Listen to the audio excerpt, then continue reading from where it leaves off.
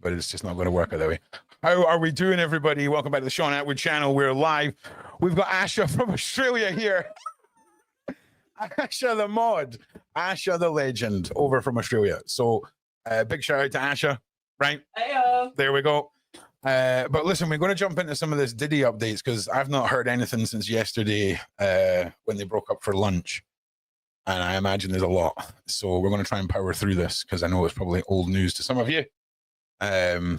So, yes. Give me a second. Done. So, Mr. Combs, the little rascal. Wait a minute. Are they still updating this? Are they still in court? Oh, maybe they're still in court. Ron, it's been one of those days today. It's been one of those days. All right. Is this right? Is Ron doing his job? Yeah, an hour ago. All right.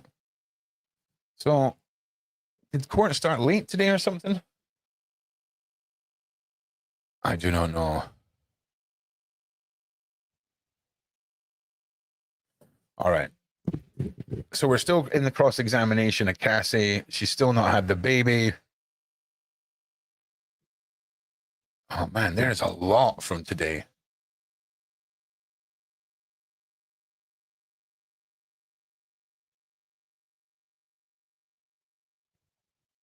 Do you know what? We're gonna jump in from today.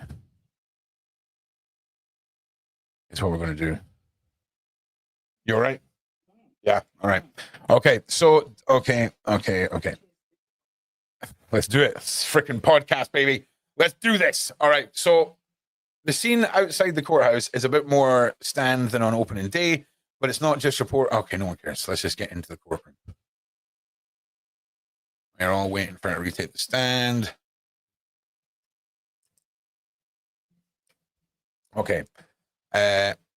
Estiavo has been handling the defense's team cross-examination of Cassie Ventura, has a history of handling complex cases. But even for the experienced attorney, this is a delicate trial. Defense attorneys generally like to aggressively pursue potential contradictions in testimony to paint witnesses as not credible. In cases like this, it is a tactic that can also backfire. Aggressive questioning of a visibly pregnant celebrity witness may seem too harsh for jurors. They spoke about that yesterday. This could be yesterday's. Ron gets things wrong all the time. The courtroom is open on the fifth day of testimony. We'll begin shortly. Attorneys are filling the room. Let me just get to some of the meat here.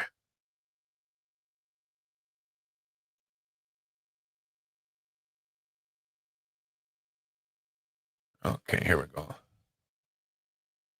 As Cassie Ventura prepares to testify once more, Sean Combs is wearing a light beige sweater. Why are we still not questioning the defense? What is going on here? Combs is black during the incident. Okay. Defense attorney Estiavo pulled up the text between the couple in which Sean Combs proposed having sex with Cassie Ventura shortly after the beating at the Intercontinental. We need a different vibe, Ventura wrote back, referring to the attack. Combs appeared to feel sorry about the incident. The couple signed off by texting each other, "Love you." The defense brought up the video of Sean Combs in rehab talking about his love for God. Earlier, the prosecution tried to block the video being shown because it could paint Combs in a positive light. Defense attorneys hope it portrays Combs as a deeply troubled man seeking help for his problems, not a racketeering mastermind. The jury will not see the video, but Cassie Ventura will to jog her memory under cross-examination. There's images of that brutal video. What do you remember following the period of interaction in at the Intercontinental incident? The defense attorney and it's asked Cassie Ventura. Not a whole lot. I ended up back in New York doing a promo for the movie. After that, I don't really remember too much.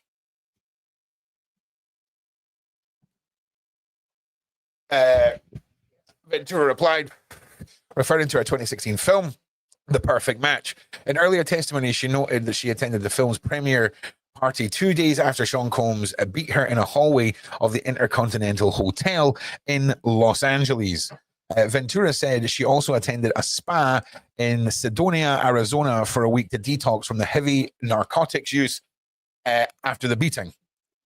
The defense is questioning Cassie Ventura about the 2013 birthday party for her brother, where she allegedly got into a physical altercation with a woman and told Sean Combs she tried to kill the B word. The lawyers just broke for sidebar to discuss more evidentiary issues, which has been happening a lot Friday morning.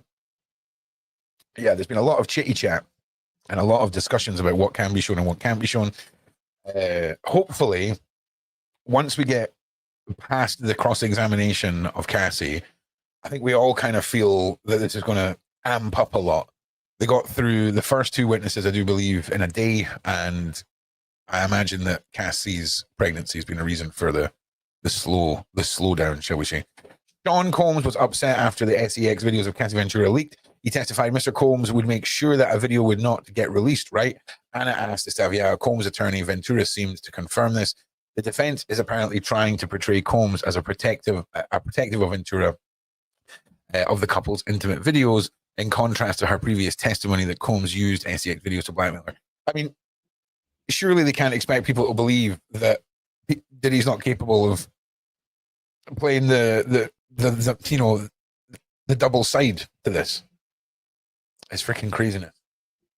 Cassie Ventura is normally unflappable on the stand, but you can hear her voice shrink as the defense asks her about her mental health and substance abuse. An attorney asked her what medications Ventura is taking, mentioning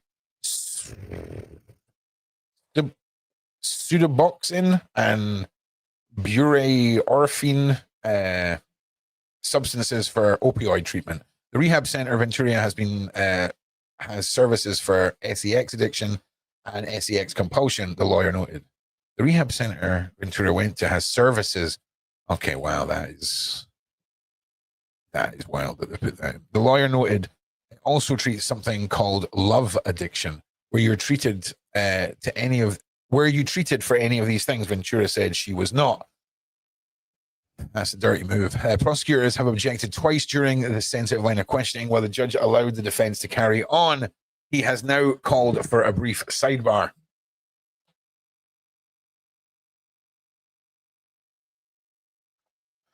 Okay, about the sidebar. Okay, we have returned to court and picking up the exchange in the text message between Sean Combs and Cassie Ventura from 2010.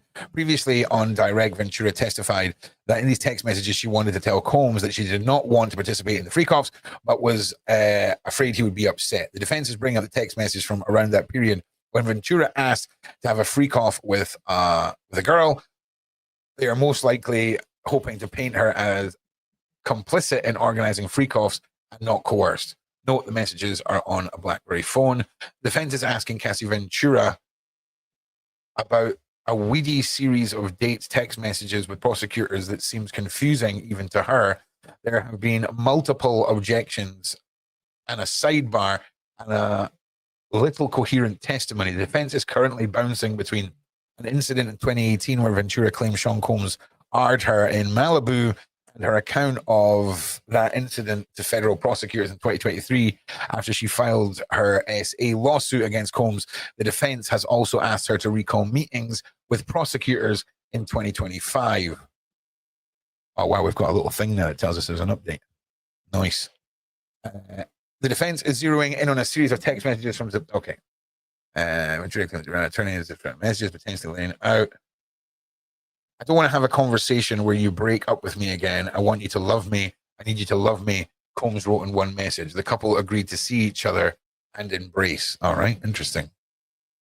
The defense is proving events from September 2017, September 27, 2018, when Cassie Ventura saw Combs admit and had SEX weeks after he allegedly arred her in a previous testimony. Ventura had said that she'd consensual SEX with Combs after the R, explaining they'd been together 10 years. You just don't turn off feelings that way. Yeah. I mean, I get what you're saying. It's really complicated because I feel like a lot of those feelings for a lot of people would be diminished by the R-ing, but then you've not got a decade of conditioning. It's so complicated, man. Like it really is. Now she's being cross-examined about the missed video call Ventura received on September 27th from Alex Fine, her then boyfriend and her current husband. Ventura has testified that Fine punched a wall upon learning he had SEX with Combs. He had SEX with Combs that night. A long morning of questioning seems to have had an effect on Cassie Ventura. She's fidgeting in the chair, leaning forward to read on a screen, leaning back, appearing tired and dazed. On Friday alone, she has been asked about her stint in rehab, the R allegations, and whether her current husband was aware of the extent of her relationship with Sean Combs. She has been asked to read dozens of messages over the course of 15 years. She is also 8 months pregnant. The court is recessed for lunch. Okay, right. Let's power through this.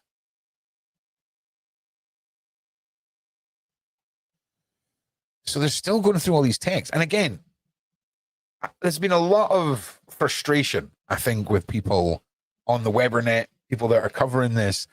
They're talking about, we're not hearing much about Rico. We're not hearing much about anything other than this DV situation, the horrors that Cassie's gone through. And I hear a lot of people complaining, but I feel like we should just be letting them cook, right? Like, I feel like surely this isn't going to fall apart, is it? Like, he's not going to get off of this. What do you think? You think he's going to get off of this? You're worried he might. That's not good. That's not good. Like, it's not. I mean, they'll get you in camera there. But it's true, right? I mean, I hope he doesn't. I'm going to turn the noise gate down too. Of just blowing up in people's faces is what it's got a habit of. I'll just turn the noise gate down on this. People will be able to hear you. But, oh no, we can't do that. That's too much noise in my ear now. But it's true. I mean, I made the joke that if we end up with Diddy getting a Christmas #1, that would be madness, right? But there's a lot of people chatting about how this could go horribly wrong still. But I'm still putting my faith in the system. I can't even say that with a straight face. I'm going to put my faith in something that they're cooking. Something's going to happen. We're going to be fine. The jury is back in the room. Cassie Ventura is back in the witness stand. The defense and prosecution have also reached an agreement to redact portions of certain text messages they want to submit. Cassie Ventura said that she never met up with Sean Combs after seeing him, his ex-partner Kim Portia's memorial service in 2018. We asked whether Combs had let her go. Since then, Ventura passed. I don't know about letting me go, he said. The defense had a brief exchange with Cassie Ventura about a tour she cancelled recently. Sean Combs' attorney, Anne Estavo, referred to the settlement money she received from Mr. Combs after she filed her transportation lawsuit against him in 2023. Estavo asked if she cancelled the tour because she had received $20 million settlement. Cassie Ventura smiled and she answered, that wasn't the reason why. Okay. Cassie Ventura said that Sean Combs reached out to her multiple times since 2018. The year she claimed that he R-ed her and he saw him for the last time. The defense showed the Ventura a series of texts that Combs sent her 2019 and 2020, congratulating her on a pregnancy, telling her he misses her and that he's sending her love and light, and that he had a dream about her. Ventura mostly didn't answer these texts except to thank Combs until March 2020, when Combs texts that he misses his best friend. She definitely been rough without your friendship. Combs continued after Ventura thanked him and said that she misses him too. You were there with me throughout everything. You were my ride or die. Oh, again, don't ever communicate in text messages after this. Like, emails and text messages from like 10, 15 years ago and that. What? Could you imagine? You're sat there in court and there's emails that you've forgotten that you've even sent being pulled up with stuff like that in it. Stuff like that in it. Oh, man. They're so sneaky. They're so sneaky, these defense lawyers. Okay, anyway. Let's carry on. The defense have a brief exchange with Cassie Ventura, R&B artist, about tour recently cancelled. Sean Combs' attorney asked Ventura if she cancelled. Yeah, we know all this. Okay, wrapping up its nearly 2-day-long cross-examination of Cassie Ventura, the defense asked about her reaction last year when CNN aired leaked security footage showing Sean Combs beating her in a hotel several years earlier. Sean Combs' attorney, Ann Esteviavo, I'm going to say it different every time, asked Ventura about an Instagram post she made in which she said, domestic violence is the issue. Combs' team has tactically acknowledged that he physically abused Ventura, but argued that domestic abuse does not prove the government's transportation and racketeering charges. Sadly, you have to agree with that, right? Which is annoying. The defense ended its cross-examination of Cassie Ventura by raising a text exchange from 2012 in which Sean Combs wrote he wants to freak off one last time that evening. Defense attorney Ann Estavio pointed out Ventura's reply further down the thread where she wrote that she didn't want to freak off one last time. She wanted it to be the first time for the rest of our in 2012. Okay. Oh, okay. Cassie Ventura has finally finished her cross-examination testimony and now giving her redirect testimony where prosecutors have a chance to ask her issues the defense lawyer have grilled her on over the past 2 days.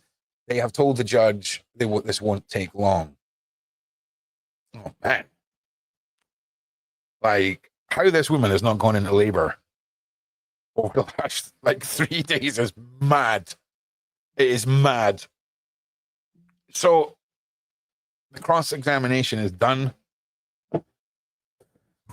Let's see what we've got here. Assistant U.S. Attorney Emily Johnson is going over many of the same text conversations and events that the defense raised in its cross-examination of Cassie Ventura, trying to present additional context that might refrain those exchanges with Sean Combs in the minds of jurors.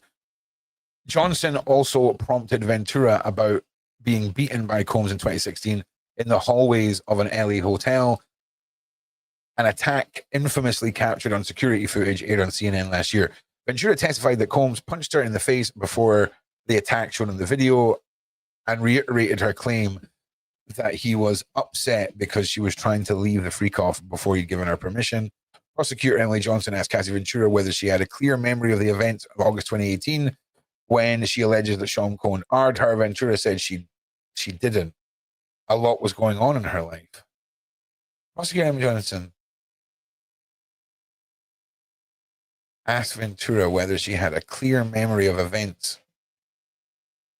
Ventura said she didn't.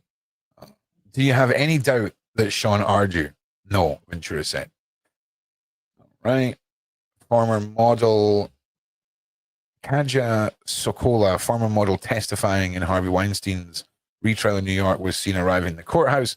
Same complex. Okay. Prosecutors direct Cassie Ventura's attention to text messages sent shortly after the 2018 incident in which she claims Sean Combs arred her. I know I look bad to you, Combs texted her. I can tell you I didn't turn you on. I could tell I didn't turn you on yesterday. What? That is proper psychopath right there. Cassie Ventura confirmed that she had consensual sex with Combs after the alleged R in 2018, something she already acknowledged earlier this week, prompted by prosecutors. Ventura said the consensual sex took place in the same night she missed a FaceTime call with her then boyfriend, now husband, Alex Fine. The timeline of those events was unclear during the defense cross-examination earlier when Combs' lawyer noticed that Fine was enraged after hearing about the alleged SA. A muddled timeline might have led to the jury to believe that missed calls happened during the alleged R, so prosecutors seem to be trying to clear that up. Prosecutors' final questioning of Cassie Ventura ended on a rapid-fire set of queries, during in which Ventura broke down crying in her most emotional moment in the trial. Ventura told prosecutors that she wasn't planning to file any more lawsuits against Combs and that she was receiving no money to testify in this trial, and that she would give back her $20 million settlement payment from Sean Combs if doing so could somehow make it so she never participated in the freak-offs. All right. I'd have agency and autonomy, Ventura said, over her voice tightening. I wouldn't have to work so hard to get it back. Cassie Ventura sobbed during her last exchange with prosecutor Emily Johnson, repeating that the free coughs and the beatings made her feel worthless, like dirt. She told Combs that she didn't want to do them, she said, but feared for her safety, her career, her relationships with Combs if she didn't comply with his wishes. And again, that is a hell of a leverage to have over someone. The government brief redirect Cassie Ventura is over, and the defense team gets a chance to question the prosecution's star witness. Sean Combs' attorney, Anna Silvia, sees Ventura's recent testimony that she feared saying no to free coughs in part because she didn't want Combs to break up with her. You knew Combs' preferences was to have free coughs, Estavio said. I didn't know that it was a rule, Ventura responded. You knew, being his girlfriend, he meant performing in free coughs, Estavio repeated, over time. Ventura's acknowledged seeming a bit frazzled. My mind is a little all over the place right now, she said. The Intercontinental Hotel Group, whose LA location was the site of Cassie Ventura's beating in Sean Combs 2016, has reached a settlement to pay Ventura $10 million, according to her testimony in court just now. The video of the attack that was obtained and aired by CNN last year, just an essay allegations against Sean Combs, were mounting and growing number of several lawsuits. Damn. All right, it's from an hour ago. Cassie Ventura has finally completed her testimony and left the witness stand after spending 4 consecutive days in her final trimester of pregnancy, testifying against her former boyfriend, Sean Combs. After the court took a break, Combs hugged his attorney, Anna Estavio, who cross-examined Ventura for hours yesterday and today, and the two stood and chatted for a while in relatively empty courtroom. The prosecution has called their next witness after Cassie Ventura, Special Agent Yasin Binda, an investigator in the Department of Homeland Security of Human Transportation Group. It's unclear if there will also be time for Sean Combs' former band member, Don Richard, to testify against him this week, or if Binda's testimony will make up what's left for the day. Oh, it's getting spicy! Oh, we're getting a new character brought into the Didosphere. Damn. All right. Where's my freaking right? This is getting mad now.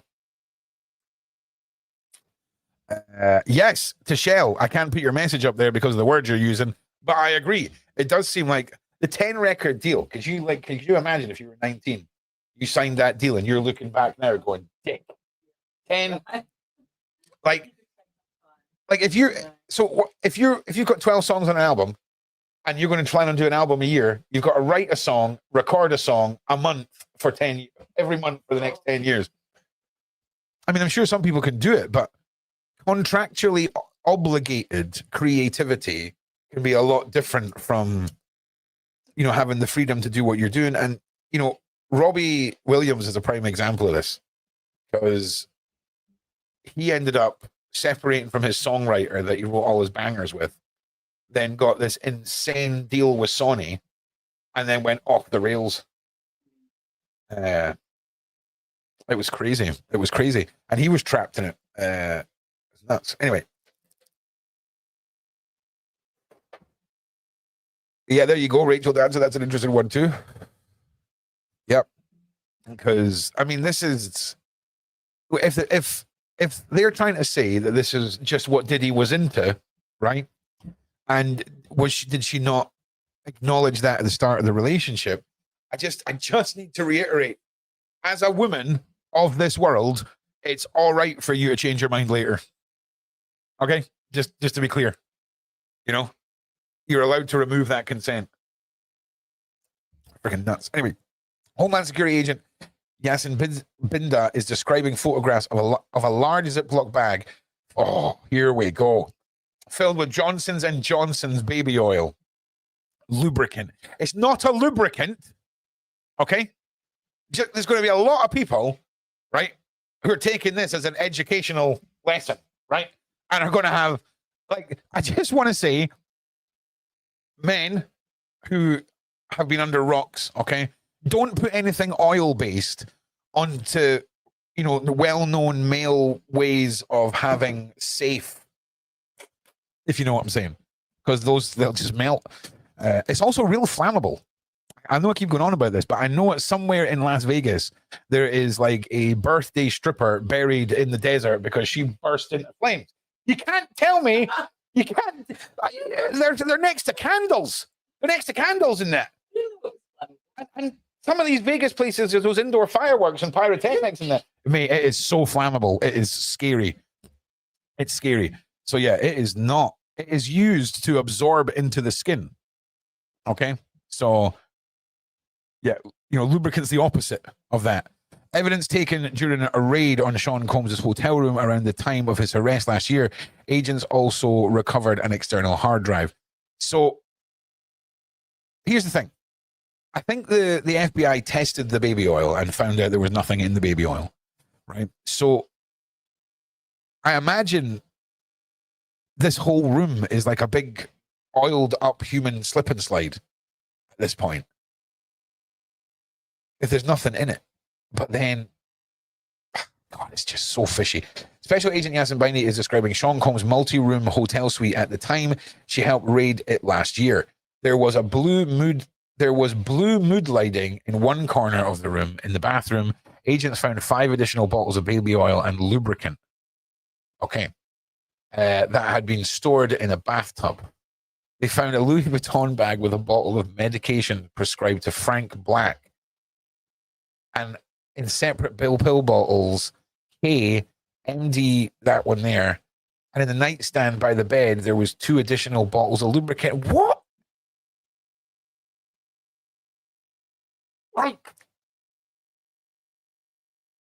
Like, if one of my mates passes away and I've got to empty their house out, and I find more than 2 bottles of lubricant, right? Like, I'm done. Like, I'm done. I am done. I'll delete your search history like a good friend so your wife doesn't find any of the mad stuff you've been Googling, and that's it. But more than 2 bottles, and that is dodgy. More photographs. And don't get me wrong, if they were all in a garage and he'd clearly bulk bought them and he was taking one at a time, that's different, okay? He's got them all spaced about. Like, how crucial is your lube emergency that there needs to be one at every possible station? Do you know what I'm saying? Jesus Christ. Okay, with less than half an hour until the trial is suspended for break for the week, the prosecution has called their witness, Don Richard, a former member of the band Dana Kane, which rose from Promise after starring in Sean Combs' TV show, Making the Band. Richard's testimony has been anticipated since it was announced in the court yesterday because she has used Sean Combs and alleged he abused her on the show. He also said he also witnessed him attacking Cassie Ventura and others. In a long checkered blazer, Richard raised her right hand before taking the stand. All right. Dawn Richards, who performed in 2 bands managed by Sean Combs, testified that she saw him attack his then girlfriend Cassie Ventura in 2019. Again, not racketeering, not transportation. He came downstairs screaming, belligerent, asking where his food was. And maybe they're trying to showcase a pattern of behavior that would create the reason for the control that he had over these women that goes beyond the business. It has to be, right? They have to be. Yeah. Oh God, I really hope they are. I really hope this isn't it. Because if it is, where all those hard drives, he came downstairs screaming, and she outlined the same alleged assault in the lawsuit she filed in September, accusing Combs of physically and sexually abusing her, among other people. Combs has denied the allegations.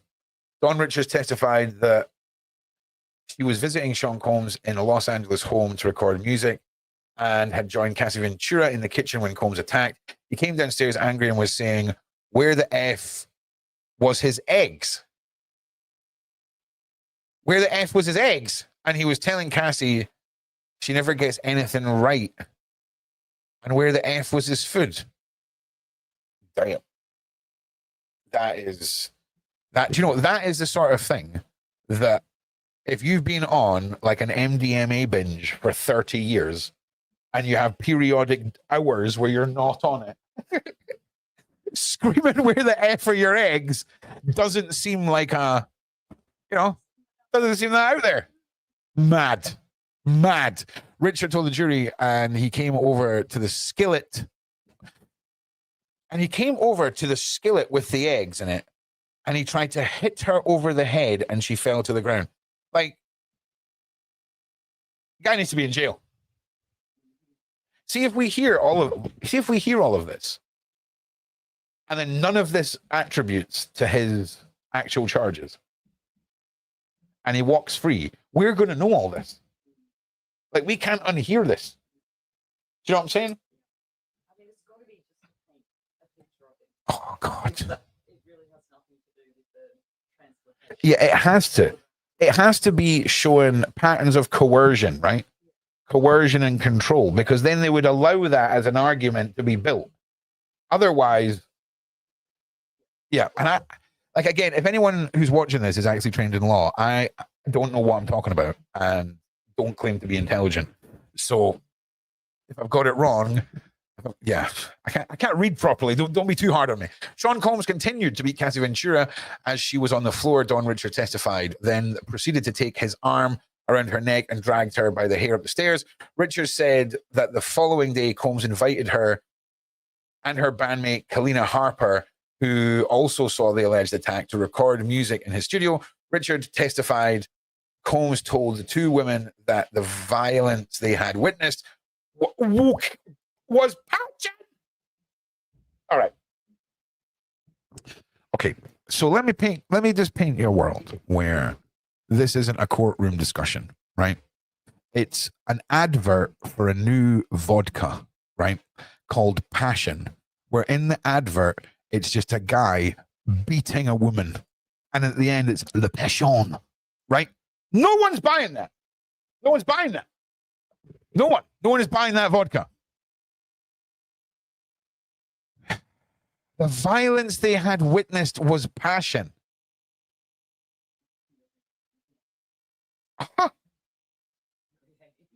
Like how like that's a trained professional that said that, right? That's not like, oh, we're talking to Mad Bill, the homeless man outside the courtroom. Violence they had witnessed was passion. Wow. All right. Sure. Oh, is that us? Oh, God damn it. All right, we're up to date. We're up to date, people. 32 minutes ago. Damn. So, big shout out to Cassie and Cassie's baby, first of all.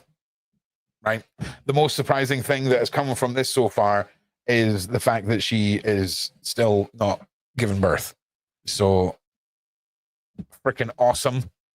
I'm kind of blown away at what I just read about the passion, right?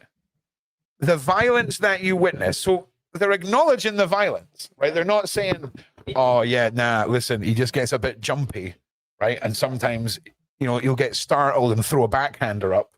You know what I mean? It's none of that. It's, hey, listen, those violent outbursts where you ended up in hospital. Oh, intercity updates. Yeah, that's a good idea. Thank you very much. 1 second. Ron, you missed where the defense keep trying to stick. Of course, Ron missed that. Of course, Ron missed it. Ron is a nightmare when it comes to this stuff. I'll tell you what, Ron's come into this incredibly triggered from my show beforehand, where Ron's found out some things about his country and what women are going through and what kids are going through, and it's left me shook. I'm not going to lie. All right. Oh, no one can see this. Diddy trial, May 16th, Sean Combs trial, Keith Ventura on 10 million hotel sales. Okay, wait. No, hang on. Is this the right one? Nope. Yeah, I get a bit confused with this guy's where he's posting stuff. So I'll keep looking for it. But where are you guys all at with this? Side chat? It's not side chat anymore, man. It's just chat. Like I need to really phase out the side. Like I really do. Like somebody pulled me up about it a couple of weeks ago. Like, are you talking about the chat, or is there another chat, the side chat? And I'm like, oh no, that's an ick. Is what that is. That's a self ick. Do you know what I mean? Court is done for the day, Ron. All right, thank you, Stacey. Now, obviously, we'll be picking back up with the Diddy live coverage. You missed all day yesterday. Oh yeah, we can go back to yesterday's actually.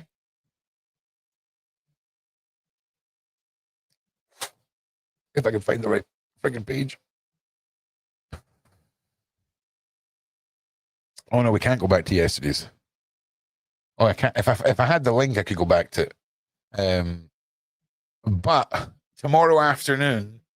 Oh, you're waiting in Discord. Sugar, I forgot about the Discord. Stacey, and I imagine Uber will be there too. Maybe it's just Stacey. There we go.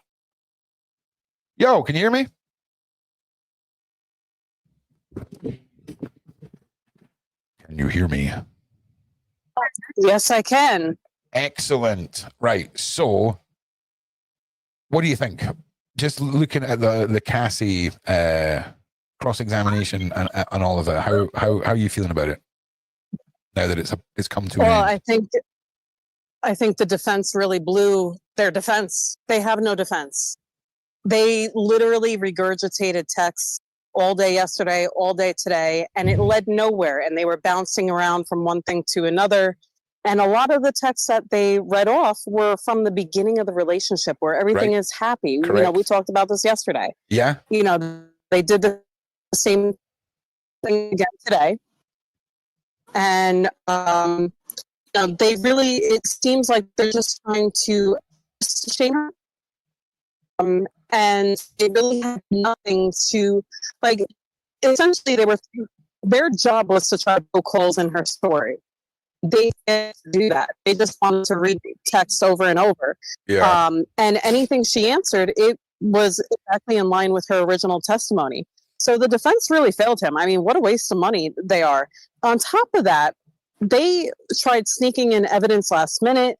You know, of course, the prosecutors, you know, tried to what's the word I'm looking for, Ron? Object. Hello. Object. Yeah, there we go. They tried to object whenever they noticed it.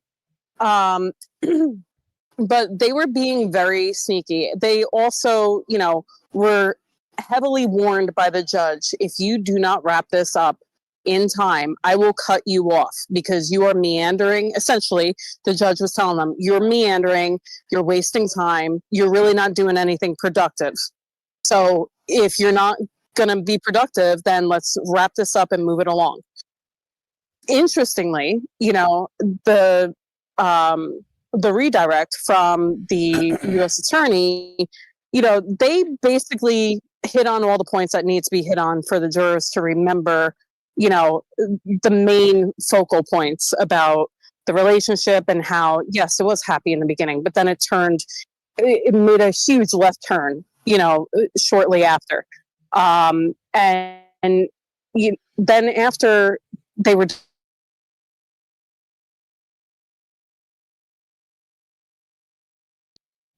I think that was just a drop in the bucket because the special agent, you know, that raided the room when Diddy was arrested, you know, talked about finding the $9,000 cash, the MDMA, and all the other substances that were in the room. And, you know, I'm not sure if I can say on YouTube. Probably not. But they mentioned the baby oil. And I don't think it's up to Homeland Security to discuss what may have been found in the baby oil. I think that's up to a chemical scientist that the prosecutors may have hired to run labs to see what was in that. Because if you pay attention, the prosecutors have they have not let go of the baby oil subject, and there's got to be a reason for it. I think we're going to see, you know, some kind of doctor that ran test results to see what was in it, if anything. This is all speculation. And I think it's going to be up to that doctor to be on the stand to talk about what was found in it, not the Homeland Security agent. Yeah. So I don't think we're really out of the water yet with this whole baby oil gate. Do you think they're just trying to? Do you think they're trying to lay out the depravity, this all-consuming factor these freak-offs had in Diddy's lifestyle by showcasing the weirdness of the amount of lube that has been found around his properties? Yeah, I think, it was really funny to see that he had all the typical supplies for another freak off the day he got arrested. It just goes to show that this man didn't stop. It was beyond Cassie. Yeah. This wasn't just a Cassie situation. This was a Diddy situation through years, before and after her. 100%. And I swear they have to be cooking, Stacey. Like this has to be the first block. It's going somewhere. Yeah, it has to. Otherwise, what the hell have we just listened to? Well, here's the thing, Ron. They already have proof of S trafficking just from Cassie's testimony. So, that's number one. And that's a 15-year sentence, I believe. So we already got that. Excuse me. We already have that secured pretty much, let alone the other witnesses that are going to come on and testify to what their experiences were, what they witnessed, and any witnesses that are essentially, people that corroborated with him to help him get away with certain things. And that's going to be part of the RICO. So we already know that there's going to be 15 years at least that they got him on for sure at this point in the first week. But I don't foresee him. I think he's going to be in jail for the rest of his days. Yeah, well, listen, after hearing what we've heard, and we know that it's only going to amp up now. I think we all were in fair agreement that things have been slow paced because Cassie's ready to pop. And Monday's going to be an interesting one. It really is. We've got Pamela up in the waiting room too. I'm going to pull Pamela in. How you doing, Pam? Yeah. We'll give Pam a minute, Stacey. You can crack on with what your next point was. No, I was going to say Dawn Richards, she immediately, within only a half an hour of being on the stand, because they ran out of time today, she already corroborated what she experienced and saw Cassie go through. And I'm so ready to hear everything else that she has to share, because I'm sure, she was around a lot, and she had her own personal experiences with Diddy, let alone what she witnessed Cassie go through. So that's going to be really interesting. Yeah. And there's talk about bringing parts of what was his first wife's name that wrote the diary that got Kim Porter. Kim Porter. Yeah, Kim. Yeah. They're talking about excerpts from her alleged diary possibly being used. I don't know if that's just all hearsay. I had heard people reporting. It's floating around. Yeah, I'd heard people reporting as well that the FBI had tested the baby oil and all of this, and there was no substances in it. So that's what your point. Cassie said on her testimony that she didn't think that there was any drugs in it. Now, here's what I have been saying. Okay. Well, when Cassie was being lubricated with this stuff, to say the least, she was on drugs. How would she know if there were drugs in it? Because she was already under the influence of drugs. Right.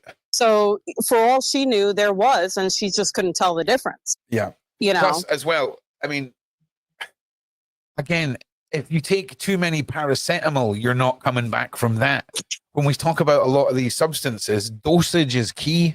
So having laced bottles of oil that people are just spraying about the place willy-nilly, unless it's but here's the thing as well, unless you're a weird R-wordy sort of sociopath, psycho, you're probably not going to know about those narcotics.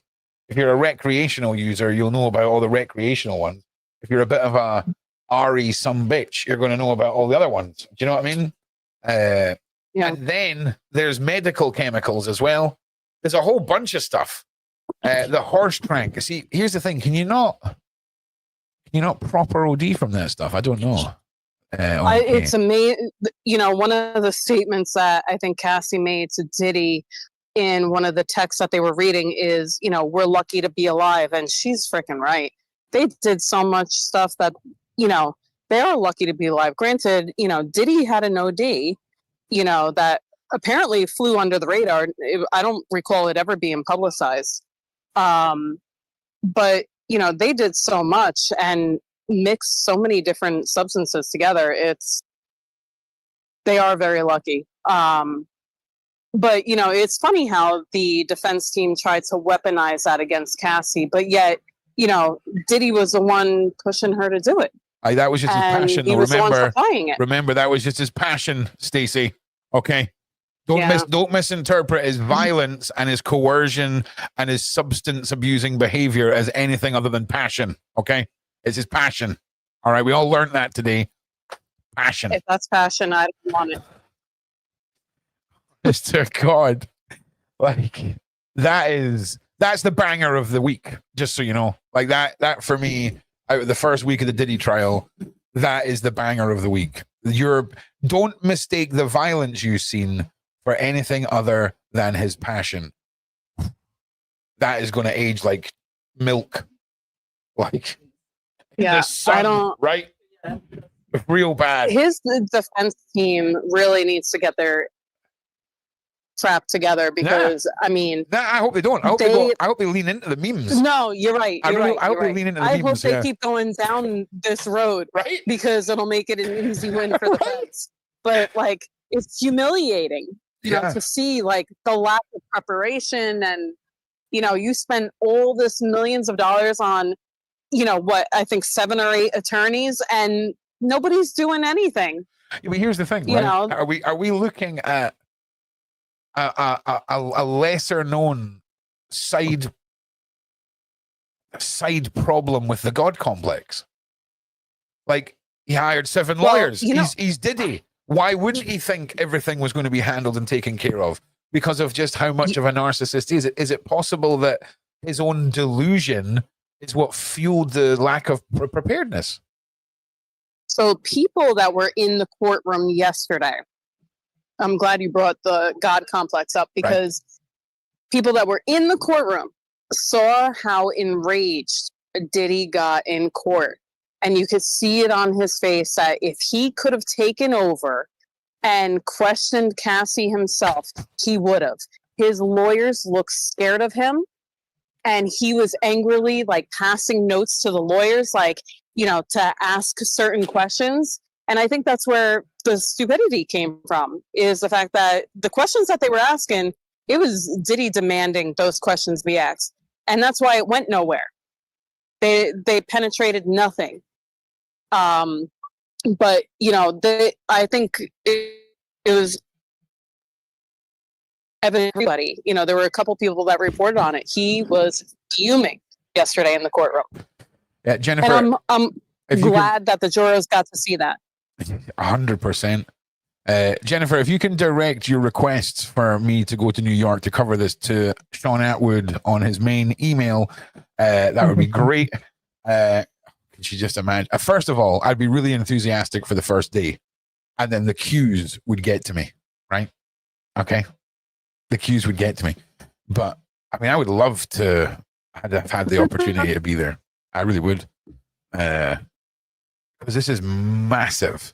There. Oh, hang on. You broke up there a bit. You broke up a bit. You still there? You still there, Stacey? Yeah. Can you hear me? Yeah, I can hear you now. We keep getting some spikes. Oh. There was actually trouble outside of the courtroom today. Oh, yeah? Oh, yeah. Tell me the gossip.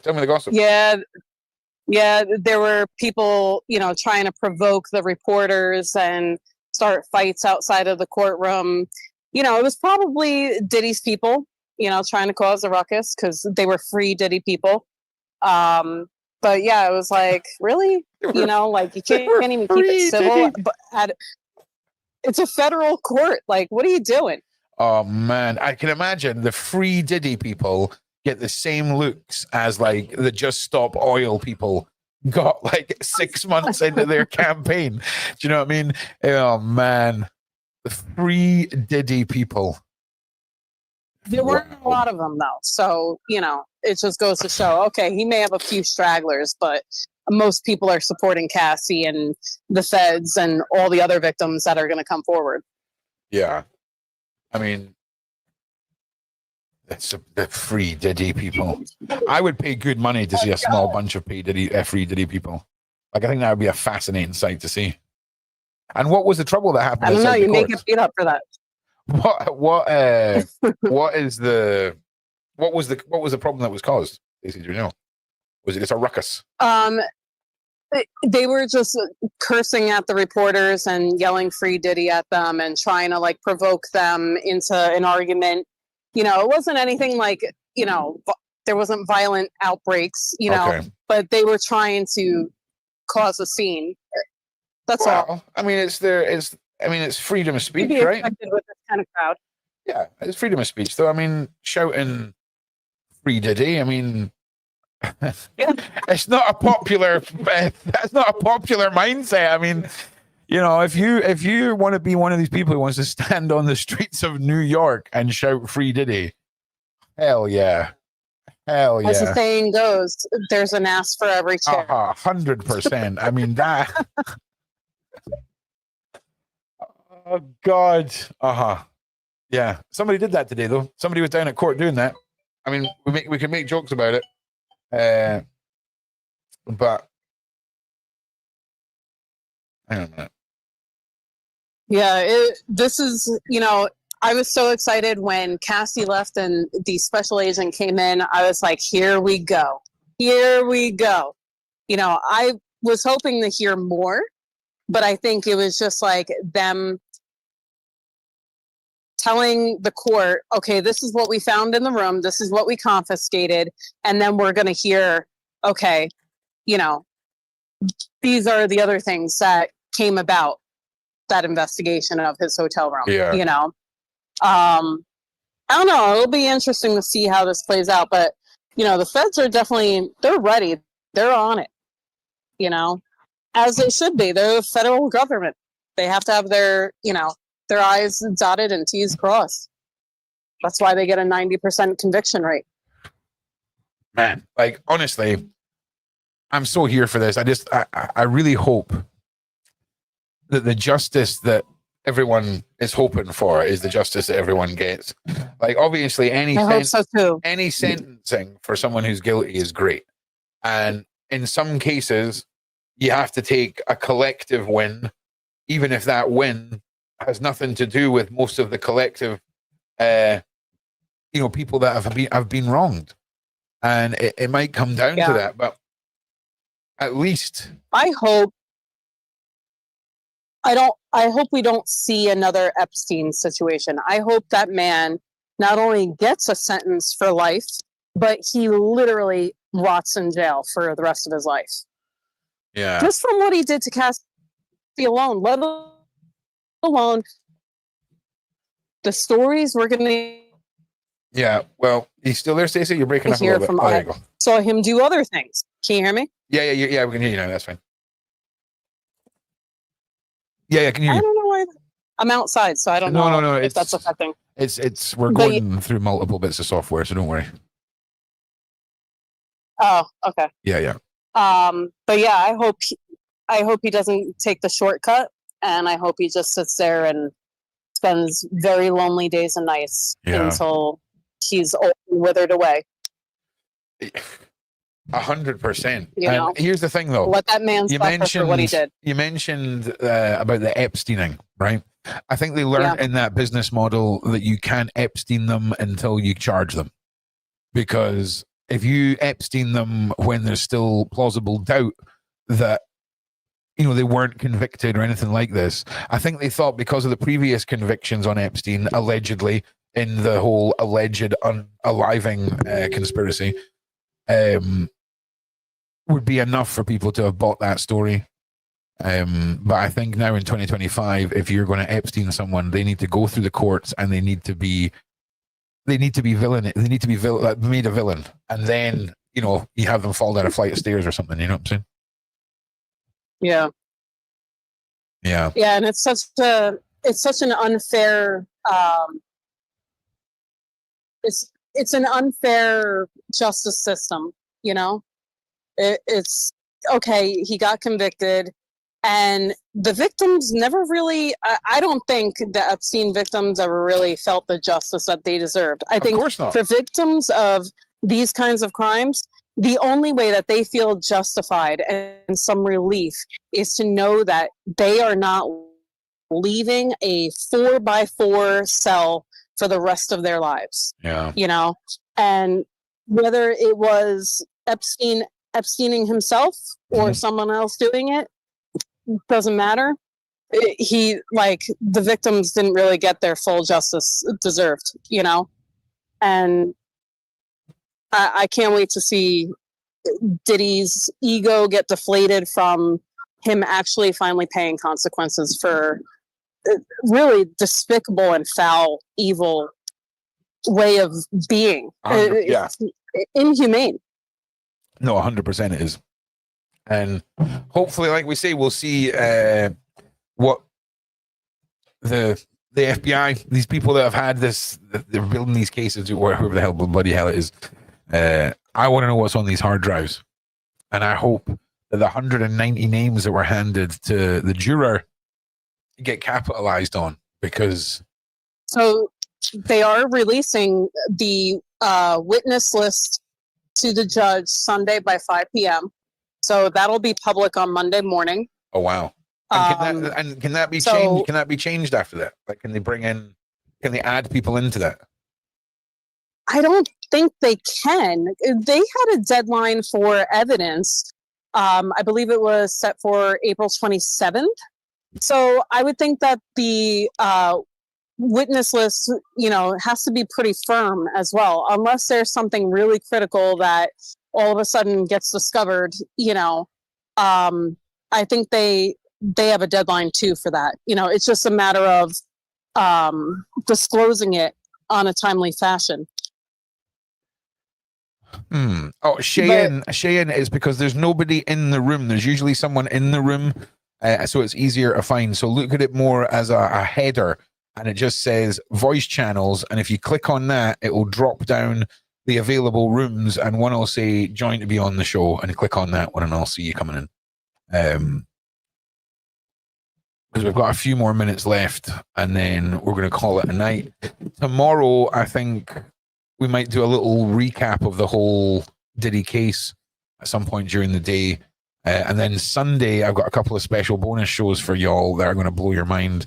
They're going to be building up to a live and a story that starts next Friday, looking at a man who has spent the last 14 years trying to get his daughter back from a horrific cult that she was dragged into by her mother. It's unreal. So we'll be starting our story. We'll be touching on it on Sunday and then continuing this week. How could they is going to be rolling out this week as well. A whole week of surviving life special podcasts and episodes. That's really crazy. How's Julia doing? Julia's, honestly, I don't know what it would take to break that girl's spirits. She's just Julia, man. She's planning out more books. She's keeping her mind busy. She's doing her thing. They seem to be messing around with some of her communications and who she can phone and things like that. But other than that, she's doing all right. Yeah. And she just loves hearing from everybody. So. Oh, that's good. Also, I'm glad to hear she's staying strong. Freaking Big Homie was interviewed by Piers Morgan, all about his involvement and his knowledge of Diddy. We'll probably milk the hell out of that. Did you watch it? Yeah. We'll probably milk it and clickbait the hell out of it tomorrow as well, actually. I might see. Gotta watch that. I might see if I can get a hold of him to come and join us. But all the episodes this week and all of the Surviving Life content will be out over 3 or 4 different channels this week because we can multi-stream again. So stay tuned for all the updates on that. And yeah, it's going to be a big fat week of it, people. So get ready. We've got the Diddy case getting picked up on Monday. We've got my projects that are rolling out. We've got the special episodes. We've got a whole bunch of projects you don't know about. It's exciting. So I just want to say thank you to everyone who is watching. Pam, are you there? No. Pam is on one. So look, thank you very much for joining me, Stacey. I really appreciate you giving up your time. I am here. Oh, Pam's back. Jesus, Pam. Ron, I am here. Pamela, I just fell asleep for a little while. that's all right. It's all right. Why do you think I turned my camera off? You know what I'm saying? No, I'm just kidding. I know. I just thought, there he is. He's forgotten me again. He keeps forgetting. No. Or muting me. Are you there? I am here. Yes, I am here. So yeah, hit us with your points, Pam. Hit us with your points. Right. Do you know what? Because I was waiting for a while, I've kind of forgotten what I was Yeah, that's all right. That's all right. No. Do you want to just pretend? What I was going to say, because I was going to point out some of the things that obviously you said earlier. You know, you were saying about they were saying about the baby oil was laced. Yeah, possibly. And then apparently it wasn't. Yep. Well, who actually said that it wasn't? Because it could have been the oil that was used with Cassie mostly wasn't, but they could have had a separate lot that was laced. Do you know what I mean? If you're a smart man, if you're a smart Yeah. man, right, and you're going to facilitate a substance to be laced with something like an oil, you could probably argue that you could produce it in a way that long exposure to air would over time reduce the effectiveness of what's in it. I don't know. I'm clutching at straws here, but who's to say that they don't just do it there and at that time when they're using it? Yeah, it would make more sense that on the day of the party they take 50 bottles and fill them with stuff. Yeah. I agree, but again, though, I can't.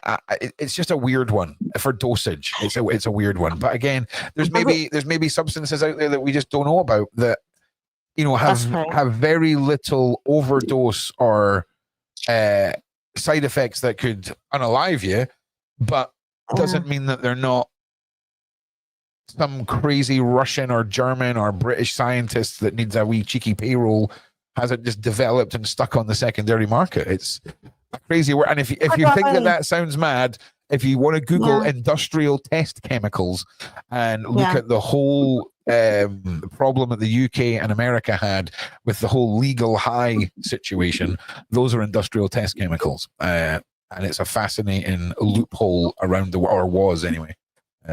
Well, the reason why I was saying, like what he was doing, like separating things, it was the same kind of thing with the alcohol when the women were going to the parties, the white parties, and then it was a case of there was one lot of alcohol that was okay, that they were told, like for example the bodyguards Don't and touch all those the, bottles. all the other people were told, don't touch those on that side, only touch those on that side. So it's obvious that there were certain amounts that they were allowed to use. They were giving to people, people that were coming to the parties that didn't realize that, they were going to be out of it. Oh, yeah. Then the other, the safe water or the safe alcohol was for the rest of the people. Yeah. So, that Diddy, he's all right. Well, not clever one, it's like he kind of had it all kind of sorted out in his head what he was doing, and then he was just organizing it and then telling the people that were working for him. He's got damn rascal. And there's the racketeering. Yeah, and then rascal tearing. But you know what I mean? Yeah. When I said that kind of thing. Pam, I don't know if you heard what I said before. What's up with the heated baby oil? I was listening. But also, can I just sorry, because if I don't say it now, I'll forget it. That's right. Because I'm kind of getting it in my head. That's right. Do you know what I mean? I'm kind of like that. If I don't say it, then it's like my brain just goes blank. I'm with you. Anyway, so what I'm saying to you is that I think that with regards to this whole crime of passion and nonsense, I think it's just that what they're doing is they're just clutching at straws because there's so much evidence against him that they know that there's that, you know, and I think that there's a very small percentage of people that will mostly think that he's going to walk free. But I think the majority, I mean, any normal person on the jury panel are going to look at it and think, nah, this guy's dodging. Do you know what I mean? No. If he's prepared, you know, he's violent. He's well known for being violent. And also, like, you know, I know he didn't, like he used to say, like at the parties and everything, he never used to drink, did he? But he would take the drugs because he's addicted to drugs, isn't he? Allegedly, so he's got a bit of a habit, apparently, Yeah, he's got a really bad habit of drugs. So, so I just think that I've lost my chain of thought. That's right. Don't worry. But what I was going to say, hold on, it's going to come in a minute, Ron. Just give me 1 second. It might come in a minute. That's all right. We've got a couple of minutes. Couple of minutes left, Pam. We've got a couple of minutes left. I know. We will be back tomorrow during the day, Pam. So don't worry. Anything you don't cover today, we will cover tomorrow. You know what you need to do, though? You need to ask me questions first. I need to interview you. No, the point of you guys is to make my job easier, not to add an extra layer of interview process. I do normally. It's just today I've just like had a little bit of a blank. You can do it, Pam. You got this. Everyone believes in you, Pam. I have a lot to say when it comes to Diddy, but okay. Well, listen. 2 words for you, Pam. Notepad. Notepad. All right. That's what everyone that's what everyone's been telling me for years. But then I buy the notepad and then I forget to pick up the notepad and then I lose the notepad. You know what I do wrong? It's exactly the same. It's like I'll put something and I'll think, I'm going to put it there for safekeeping. And then when I'm looking for it, it's like, where have I put it? Yeah. That's why I like a collective pile. Like if I could just have a pile instead of stuff put on shelves and put around that, like it's just I know where everything is in the pile. Like the pile makes sense to me. The pile is good. Pile. Anyway, listen. Well, let's not. Oh, just one other thing I was going to say. Can I just say one other thing?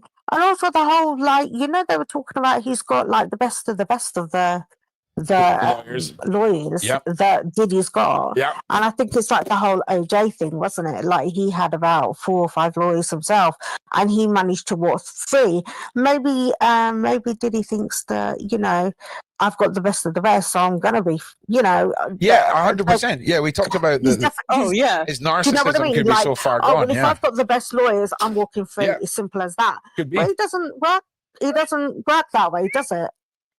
He realized yesterday in court that he may have the best of the best, but they were not doing him any justice. I don't know. A lot of people are reporting that he was very angry in court at those lawyers, and there was no hiding it. And you know what? He was furious. You can imagine him being really angry because that's the kind of kind of aggressive, arrogant kind of guy that he is. And that's just showing the juries that everything that people are saying is true. And just one other thing, are they going to have him on the stand? Because they did say, I remember a long time ago, they were saying that he wanted to actually go on the stand himself. He would be a fool to do it. Yeah, I know he would. I know. And the lawyers were kind of like, not really kind of too happy with the decision, but you know what he's like once he makes a decision. His ego is so big. Yeah. That's it. All right, ladies. He thinks that he'll do something productive for his case if he gets on the stand, but he'll just ruin it even more. Yeah, so maybe he should go on the stand, to be fair. Do you know what else we should do? We should we should have other let's talk about something else. We want to talk about something else. Like what? I don't know. Can't, because Ron's got to go. Can't do it. Oh, Ronald. I know, I'm sorry. Listen, we'll pick this up tomorrow, though, during the day. If you're on the Legion server, I'm going to just move the laptop and things like this and get into a voice chat for a little while and we can chitty chat. Cool. And I'll speak to you all in there. Thank you all for being Thank here. you, Ron. Thank you all for being awesome. you, Thank you to Pamela and to Stacey. Big shout out to them all. Big shout out to the Sean Atwood channel. Big shout out to the Sean Atwood crew. We'll see you all tomorrow. Take it easy. Bye-bye. Goodbye. Goodbye. Goodbye. Bye, guys.